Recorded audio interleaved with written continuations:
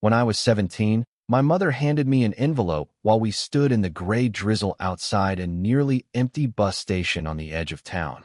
Her mascara was perfect, her lipstick flawless, but her eyes looked through me like I was a stranger. I remember staring at the cheap paper and thinking, what is this? A birthday card? A letter? Some last-minute advice.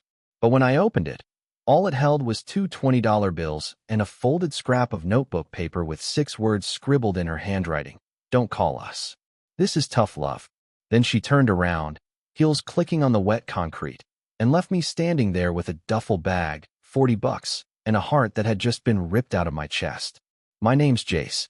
I'm 26 now. But that moment, seared into me like a burn, still bubbles up sometimes when I'm lying in bed or watching people hug their kids in airport terminals. And every time it does, I feel that same sinking realization. They didn't just want to teach me a lesson. They wanted to erase me. I guess to really understand how things got to that point, you'd have to know the family I came from. On paper, we looked kind of picture-perfect. 2-story house in a quiet neighborhood. Dad ran his own contracting business. Mom worked part-time at a dental office. And we even had a golden retriever named Rusty, who liked to chase squirrels and knock over the trash can.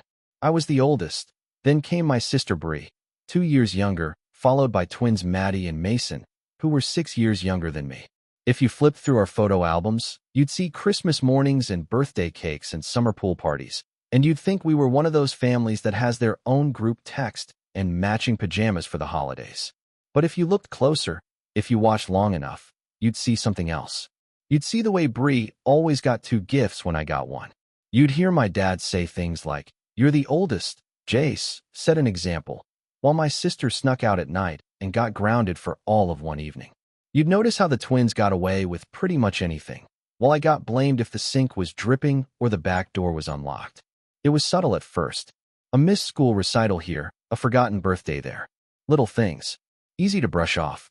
But as I got older, it started to feel more like a pattern. Like maybe, just maybe, I wasn't supposed to feel like I belonged. I didn't really get into trouble.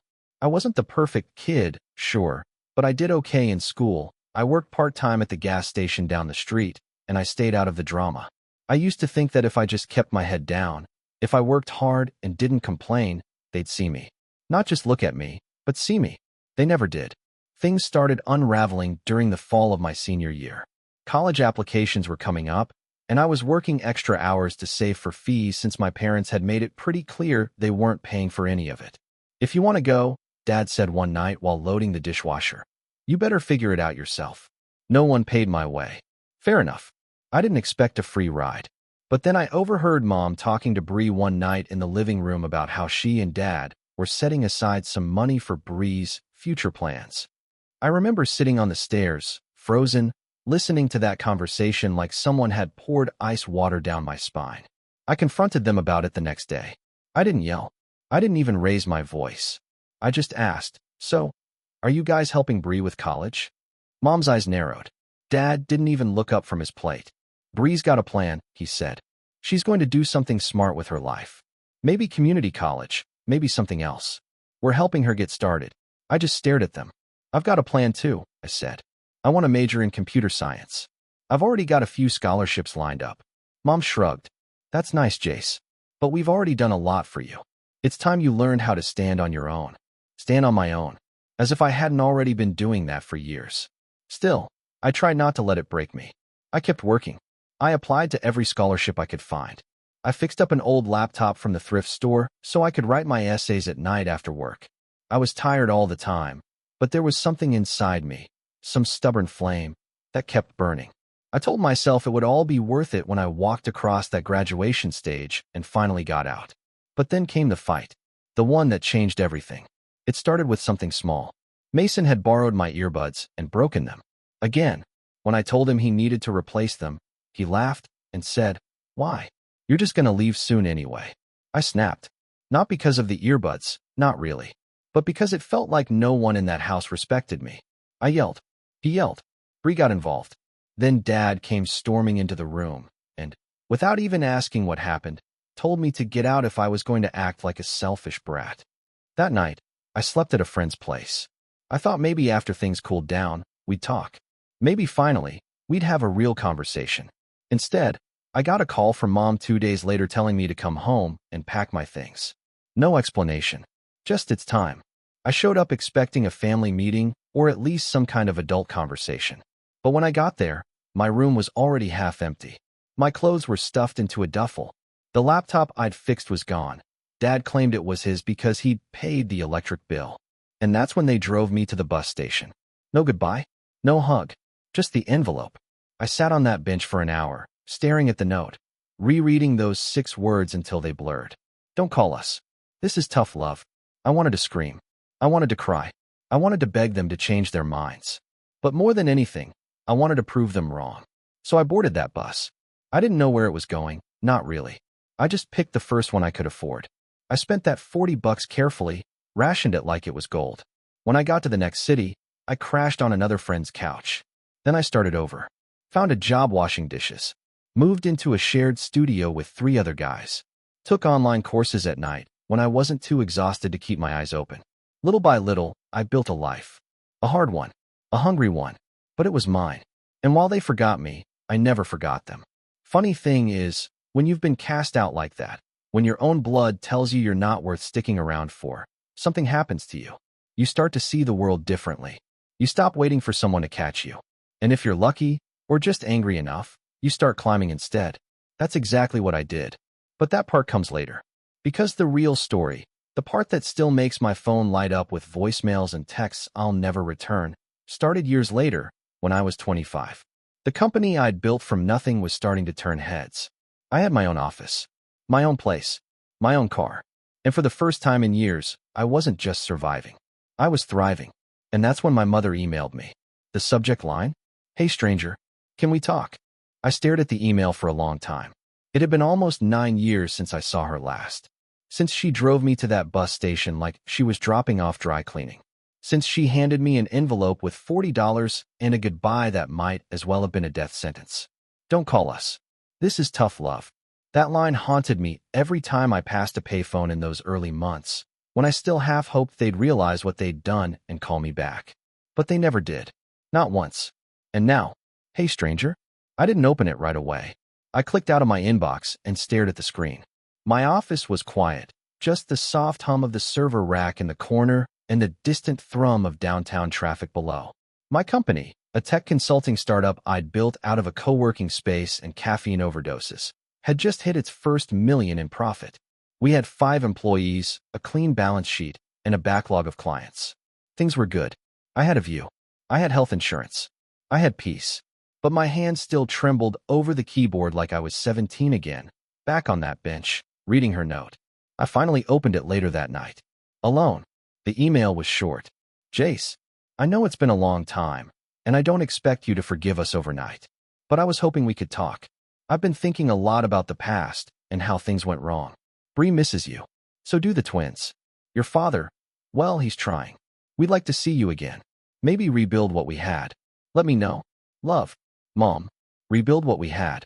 I didn't respond. At first, I thought I could just ignore it. Let it rot in my inbox like so many other spam messages I never opened. But the next morning, there was another email. Then a text. Then Bree found me on LinkedIn and sent me a message that said, heard you're doing big things. Proud of you, big bro. Big bro. Like we were tight. Like she hadn't looked me in the eye the day I left and said, well, maybe this is for the best. I'll be honest, I thought about deleting everything. Blocking them. Shutting the door for good. But something stopped me. Curiosity, maybe. Or spite. Or maybe some part of me wanted answers. Not closure, exactly. I'd built my own life. I didn't need them anymore. But I wanted to know why. Why it had been so easy for them to throw me away. So I replied. Just one line. You want to rebuild? Start by telling me why you buried me. No one answered for 2 days. Then Bree called. I let it go to voicemail. I still have that message saved. Hey Jace. It's me. I wanted to say I'm sorry. For everything. Mom's been pretty upset since you replied. She didn't expect you to be so cold, but I told her, you've been through a lot. We all have. Maybe we could meet? Just talk. I think you'd be surprised at how things have changed. Changed. That was the word she used. But what she really meant was rearranged.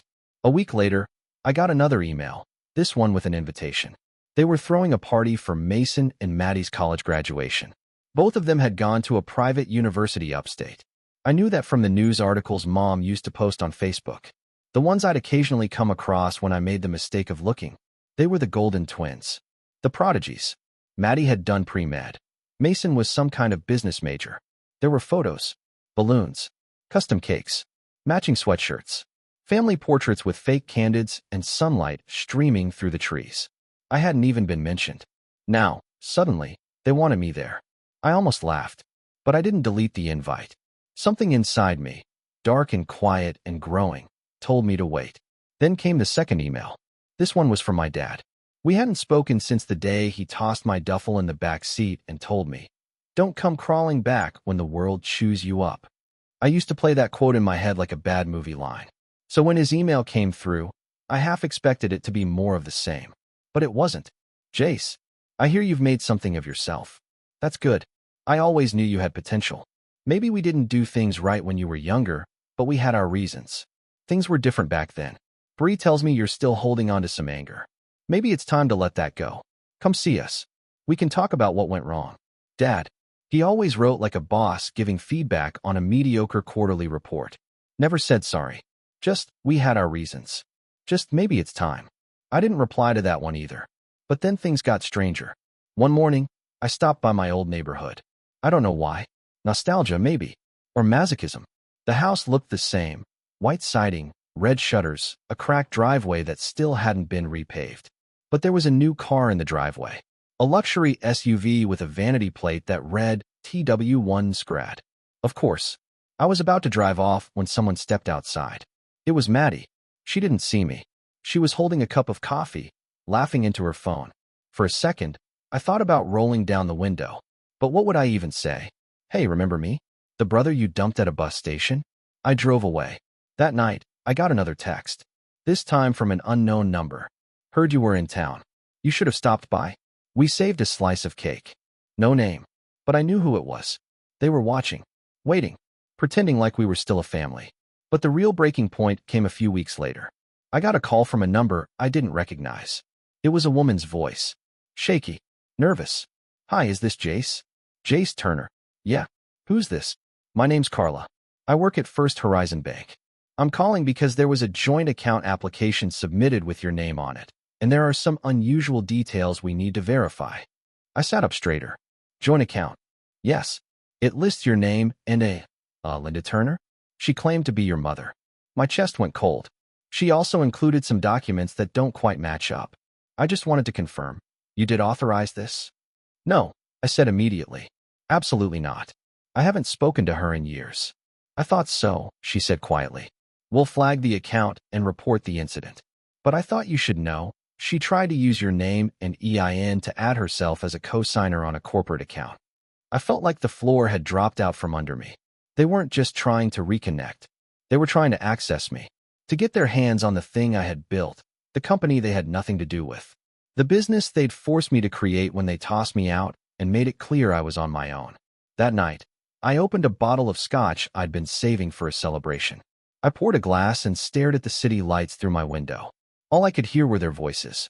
Bree's fake sympathy. Dad's management speak emails. Mom's soft, weaponized guilt. I picked up my phone. Typed out a message. "You want to rebuild what we had? Fine. Let's start by going over the years you claimed I didn't exist, right after my lawyer finishes drafting the restraining order." I didn't send it. Not yet. Because something had shifted. I wasn't just angry anymore. I was done. But if they wanted to open the door again, then I'd give them the full tour. Of everything they missed. Everything they tried to steal. And everything I'd become without them. But first, I had to dig a little deeper. Because I had a feeling that bank incident wasn't the first line they'd crossed. And it sure as hell wasn't going to be the last. The next morning, I deleted the draft. Not because I didn't mean it. Every word of that message had come from a place so real, so raw, I could have carved it into stone, but because I knew I wasn't ready. Not to send it. Not yet. Not because I was scared, but because something inside me had shifted. I didn't want a reaction anymore. I wanted a plan. I wanted control. It took a few days to get out of that haze, the weird emotional fog that rolled in after that call from the bank. I kept replaying it in my head. The way the woman's voice dipped when she said, "She claimed to be your mother." Like she knew. Like she'd seen that look before. And maybe she had. Maybe she'd talked to other people like me. People who'd been used, discarded, and then chased down once they made something of themselves. I thought I'd already hit rock bottom at 17. Alone at a bus station, counting coins for a vending machine dinner, calling community shelters from a prepaid phone just to find a place to sleep. But this felt worse. Because now I had something, and they still wanted to take it. That broke something in me all over again. For a while, I couldn't focus. I'd built this company, this life, out of nothing. But suddenly it all felt fragile. Like a gust of wind could knock it down. I stopped sleeping. I stopped responding to texts from the few friends I had. I canceled meetings. My team noticed.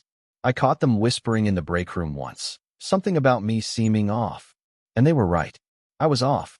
I was unraveling, quietly. That's when I stopped showing up. For a week, maybe two, I didn't go into the office. I worked from home, if you could even call it that. I stared at spreadsheets without processing a single number. I told myself I was fine. I wasn't. I ordered takeout and didn't eat it. Let the containers pile up. I sat in silence and thought about everything I'd buried for the past decade. The resentment, the loneliness, the years of pretending it hadn't hurt. I thought about the nights I spent crashing on a busted couch, sharing a bathroom with 3 strangers in a roach-infested basement apartment. I thought about the one time I tried to call my dad when I had strep and no money for antibiotics, only to get his voicemail and never hear back. I thought about the time I sent Bree a Facebook message just to say happy birthday, and she blocked me 2 hours later. And now they wanted in. Now that I had an office and a company name on a building and a bank account worth noticing, it felt like drowning all over again. Only this time, the water was clearer, and I could see the people watching me sink. That was the fall. But the rise, that came slow. It started with an envelope. One day, I went to get my mail, and there it was. No return address. Just my name written in that familiar cursive that made my stomach twist. I brought it inside, locked the door, and sat on the couch with it in my hands for 10 minutes before I opened it. Inside was a single photo. Me, at around 9 years old, standing in the backyard with Rusty, our dog, and a model rocket I'd built from scratch. I was grinning. Wide, proud, innocent. On the back, written in faded pen, was, "You always were our little engineer, Mom." I dropped it. Not because it shocked me, but because I didn't remember the photo being taken. And now it felt like a threat. Like proof they still had pieces of me. Pieces I hadn't consented to give back. That night, something clicked. I looked around my apartment. Sleek, quiet, expensive, but empty. I thought about the people who did see me. The ones who stuck around even when I didn't reply for weeks. The college friend who let me crash on their couch when I was 17. The manager at the old pizza shop who gave me extra shifts and once slipped me $20 just because. The quiet mentors who'd replied to my emails when I cold asked for help building my first app. I'd spent so long trying to prove I didn't need anyone that I'd forgotten the people who deserved to be remembered. That's when I started rebuilding. Not the business. That part was fine. But me. I reached out to that old manager, Mike. He was retired now, living in Florida. We had a 2-hour phone call, and he told me he still had the little Arduino board I gave him when I moved out. "I knew you'd do something with your life," he said. "You were too angry not to." I texted Chris, the college friend who'd let me stay with him and his roommates for 4 months when I had nowhere else. He replied immediately, then sent a selfie of his dog wearing a party hat. "We're throwing a barbecue next weekend," he said. "You better show up." I started doing things that weren't about growth. I stopped checking revenue metrics every hour. I hired a business manager to handle the operations I'd been gripping like a lifeline. I took a weekend trip, completely solo, to the coast. Just a bag, a notebook, and the sound of waves. And I started therapy. I know how that sounds. Cliché. Oh, he went to therapy and found himself. But it wasn't like that. It was uncomfortable. Messy. My therapist, a woman named Lydia, didn't coddle me. She called me out. She asked the hard questions. Like, why haven't you told your team what's going on? And who are you trying to prove your worth to exactly? Sometimes I didn't have answers. Sometimes I left feeling worse. But slowly, I started making sense of it. I stopped defining my success as revenge, as a big neon sign saying, "Look what you lost." I started defining it as freedom, as peace, as having the choice to never hear from them again, and not needing to scream about it. Of course, that peace didn't last long, because a few months after the restraining order incident, Bree showed up. At my office. It was a Monday. I was mid-call with a client when Jenna, my assistant, buzzed in through the intercom. Hey, Jace, sorry to interrupt, but there's a woman here. Says she's your sister. Bree. I froze. I told the client I'd call them back. I hung up. My hands were sweating. When I stepped into the hallway, there she was. Bree. Same golden hair. Same magazine cover smile. But older. More tired around the eyes. She wore a blazer that didn't quite match her heels, like she was trying to dress up without knowing how. She looked smaller than I remembered. Jace, she said, almost like a sigh. I didn't speak. I know you probably don't want to see me, she continued. But I didn't know Mom tried to use your name. I swear. That wasn't me. I wouldn't do that. I still didn't say anything. I just wanted to talk. Just one coffee. Please. And I almost said no. But then I thought, if she came this far, maybe I should hear what she has to say. Not for her, but for me. So I told her to meet me across the street at the cafe in 30 minutes. Not in my office. Not in my space. If she wanted to talk, she'd do it on my terms. What she told me in that cafe unraveled everything I thought I knew about what really happened the night they left me at that bus station. And it wasn't what I expected. The cafe was half empty, sun streaming through the windows and bouncing off the polished floor like it had no idea someone's entire world was about to tilt. Bree was already seated by the time I walked in, stirring a cappuccino she probably hadn't touched. She looked nervous. Not scared. Bree never did scared, but uncomfortable in a way that was new. The blazer was gone. She'd changed into a sweater and jeans, something more familiar. More apologetic, maybe. I sat across from her without saying a word. She looked at me for a long time. You look different. I raised an eyebrow. I mean, you look good, she clarified. Like, not angry anymore. I didn't bother telling her that I was still angry, that it just lived in a quieter place now. I let the silence stretch until she finally caved. Okay, she sighed. You want the truth. So I'll give it to you. I leaned back, arms folded. Go on. Bree stared down at her hands. That night, at the bus station, Mom told us it was your choice to leave. I didn't move. She said you decided you didn't want to live by their rules anymore, that you were going to crash with friends until you could figure things out. I almost laughed. Seriously? She even showed us a note, Bree said. Looked like you wrote it. Said something about wanting to be independent. My jaw clenched. That note was hers. I know that now, she said quickly. But back then, I believed her. We all did. She told us you left because you couldn't handle responsibility, that you were flunking school, stealing money from her purse, lying about where you were going. I wasn't. I know, Jace. That hit me harder than I expected, because it meant the years I spent wondering why my siblings never reached out weren't just because they didn't care. It was because they thought I was the villain. She kept your phone, Bree continued. Said you didn't want it anymore. Told us not to contact you because it would just drag us into your drama. Dad didn't argue. He just went along with it. Of course he did. And you? I asked. You went along with it too? Bree hesitated. I was 16. I didn't know how to push back. I figured if you really wanted to talk to me, you would have found a way. I was 17, I snapped. With $40 and no place to live. Forgive me if reconnecting wasn't high on the to-do list. She flinched. I deserve that. Damn right you do. She nodded slowly, as if she'd rehearsed this next part. A few years later, I started asking questions. I saw your name pop up online. Articles. Startup blogs. Something didn't add up. You were supposed to be some dropout burnout, remember? But you were out there building stuff. Thriving. And yet, you didn't reach out. I was scared, she admitted. Not of you. Of them. Of the truth. She looked at me again, and this time, her eyes weren't full of guilt. They were full of something else, resolve. I left 2 years ago. Moved out. Cut contact. Mom went ballistic, of course. Said I was ungrateful. Said I was turning into you. She gave a bitter laugh. Guess that was the last straw for her. I blinked. That part. I hadn't expected. Wait. You're not living with them. Not anymore. I've been working for a nonprofit. Running outreach for kids aging out of foster care. That hit me like a brick to the chest. Bree looked at me cautiously. I've seen what it's like. For kids who get dropped with nothing. It's part of why I came today. Not just to apologize. To help. I narrowed my eyes. Help with what? She leaned in, lowering her voice. You're not the only one Mom tried to use. Then she pulled out a small black notebook from her bag and placed it gently on the table. What is this? Proof. I opened it. Inside were photocopies, screenshots, and handwritten notes, bank statements, property transfers, emails. One document jumped out immediately, an application for a joint business loan using my name and EIN, but signed with Dad's handwriting.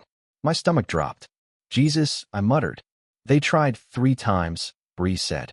Once at First Horizon, once at a credit union, once through some online lender. Each time, they changed just enough of your details to avoid setting off red flags. But I kept digging. Why? Because they did the same thing to me when I left. I looked at her sharply. They took out a loan in my name, she said. 10 grand. Claimed it was for community college. But the money never hit my account. I didn't even know about it until the collections call started. I sat back, stunned. I reported it. Had to jump through hoops to get it removed. But after that, I started watching them. Quietly. Collecting what I could.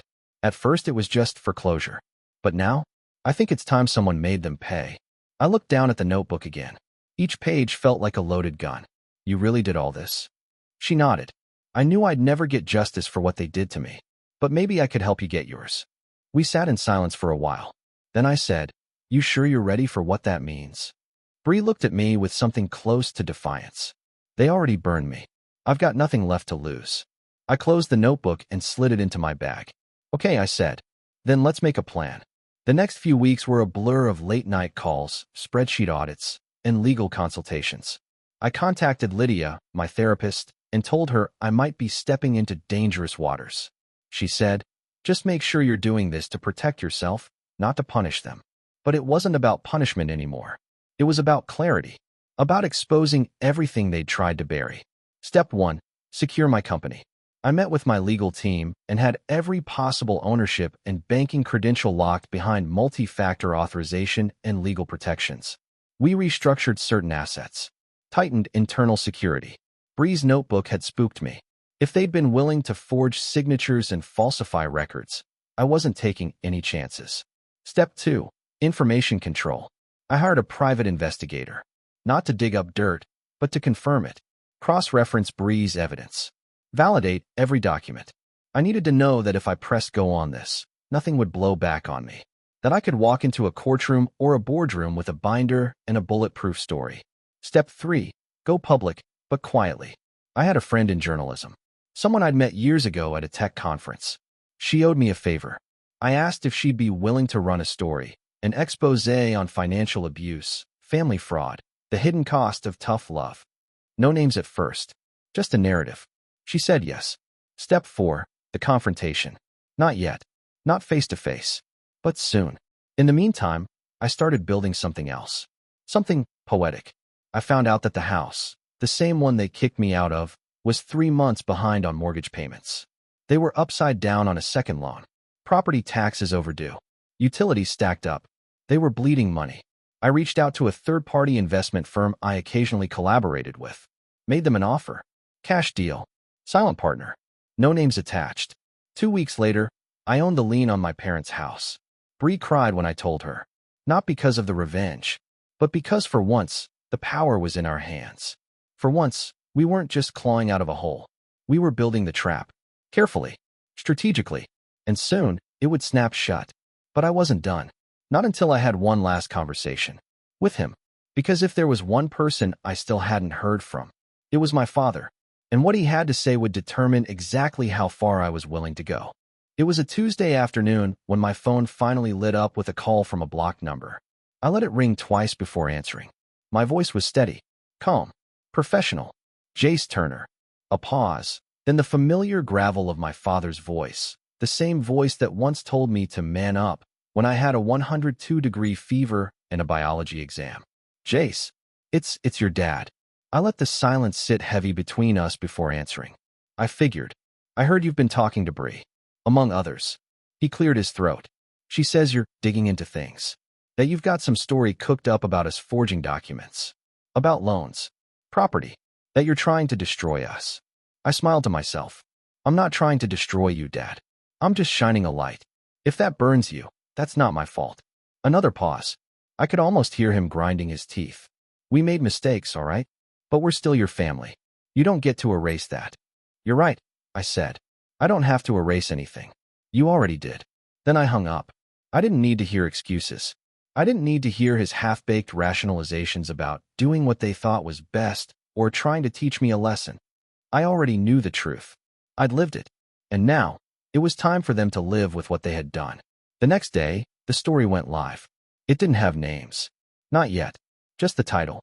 Thrown Away, When Tough Love Becomes Financial Abuse. My friend at the paper did a hell of a job.